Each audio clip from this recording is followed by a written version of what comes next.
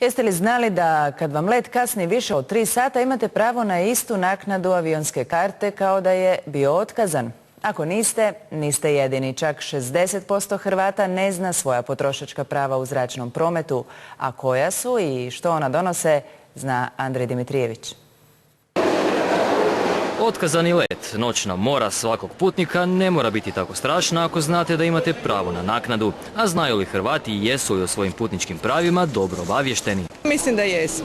Pa nevjerojatno da do toga dođe, onda bi se vjerojatno išla informirati. Istraživanje Europske komisije pokazalo je da 6 od 10 Hrvata ne zna svoja potrošačka prava u zračnom prometu, a ona nisu mala. Imaju pravo na skrb, oni imaju pravo da im se prtljaga vrati, odnosno imaju pravo na neki određeni novčani iznos ukoliko ta prtljaga kasni više od 3 tjedna. Točnije 1220 eura. Najvažnije je da odmah kontaktirate osoblje kompanije ili podnesete pisani prigovor. Dokaz je zapravo karta, dokaz može biti potvrda koju izdaju na aerodromu u slučaju da je let kasnio ili da je let otkazan ili da putnik nije primljen na ukrcaj ili potvrda od Lost and Founda da prtljaga kasni ili da nije nađena. Ako mislite da su vam narušena prava uz potrošački centar, uvijek se možete obratiti Agenciji za civilno zrakoplovstvo. Ako vam let kasni duže od 3 sata, možete se obratiti agenciji. Naravno, prvo trebate kontaktirati prijevoznika i zapravo putnik može ostvariti novčanu naknadu u iznosima od 250 do 600 eura, ovisno o dužini leta.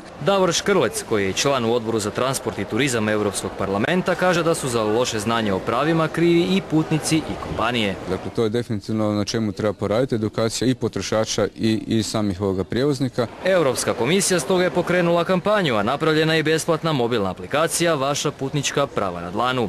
Jer zašto propustiti naknadu ili pravo na zamjenski let samo zato što ne znate da na to imate pravo?